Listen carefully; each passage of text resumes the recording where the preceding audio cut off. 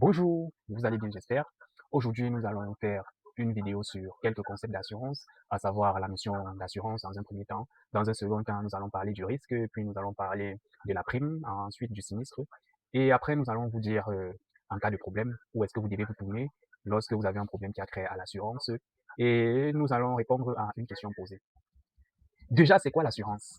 En fait, l'assurance, c'est une garantie accordée moyennant le paiement d'une prime ou d'une cotisation par une personne appelée l'assureur, dans laquelle il s'engage à indemniser une autre personne appelée l'assuré contre les conséquences préjudiciables d'un risque déterminé à l'avance dont il sera responsable ou il sera victime. Vous voyez donc que pour parler d'assurance, on a dû parler de deux choses très importantes. Dans un premier temps, on a parlé de la notion de prime et dans un second temps, on a parlé de la notion de risque. Maintenant, la question qui se pose, c'est quoi le risque? C'est quoi le risque? C'est quoi la prime? Donc, le risque, déjà, c'est l'objet de l'assurance. En fait, le risque, c'est quoi? C'est un événement déjà incertain dans un premier temps, mais qui peut se réaliser. Donc, un événement incertain réalisable. Et donc, l'assuré se redoute. Et si cet événement survient, ça va entraîner des pertes financières. Donc, pour résumer, le risque, ce n'est rien d'autre qu'un événement incertain, indépendant de la volonté de l'assuré, qui peut entraîner d'énormes pertes financières. La prime, c'est juste le montant que l'assuré va verser à l'assureur pour que, en cas de survenue du sinistre, il ait une indemnisation. Et ces montants sont généralement faibles par rapport aux sinistres qui peuvent venir. Et généralement, ces différentes primes, les assureurs peuvent les mettre en mutualisation, c'est-à-dire ils regroupent les assurés qui redoutent un risque précis. Je peux prendre l'exemple du cas du vol. Les assurés qui viennent s'assurer pour le vol, on regroupe, on met en quelque sorte les différentes primes qu'ils ont, on met ça, on capitalise. On sait que bon, lorsque un vol va survenir parmi un des assurés, on va retirer l'argent là pour indemniser l'assuré qui a perdu son argent, et ainsi de suite. Donc, c'est un peu ce principe-là que l'assurance utilise pour réguler ses capitaux. Le sinistre, c'est tout événement ou tout dommage couvert par la garantie du contrat d'assurance. Donc, la survenue oblige à l'assureur d'indemniser la victime ou l'assuré. Il est aussi important de noter que l'assurance est déjà un accord de volonté, c'est un contrat.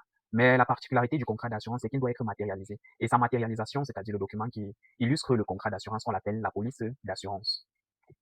Et particulièrement dans les pays de la zone ciment, pour un problème ayant trait à l'assurance, on se réfère plus précisément au code de ciment. C'est le code de ciment qui régit l'assurance dans les pays de la zone ciment, qui sont les pays d'Afrique francophone.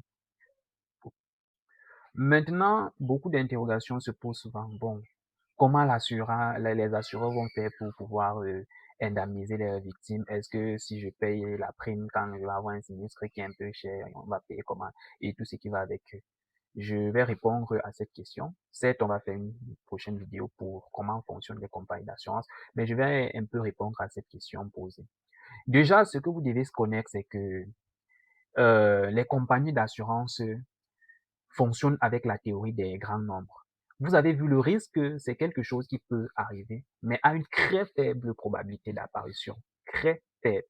Et ce qui fait donc que plus on a une compagnie d'assurance à des assurés qui payent une prime, plus la compagnie d'assurance a des capitaux pour pouvoir gérer un sinistre d'une certaine nature.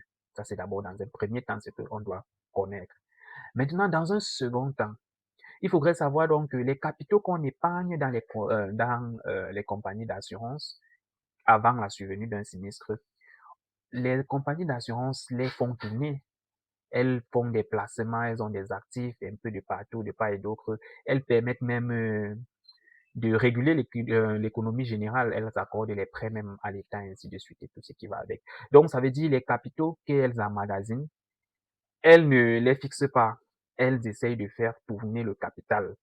Donc, si on a les primes ont donné, par exemple, 1 milliard, ce milliard-là va aller tourner de part et d'autre dans les compagnies, ça va se multiplier, ainsi de suite.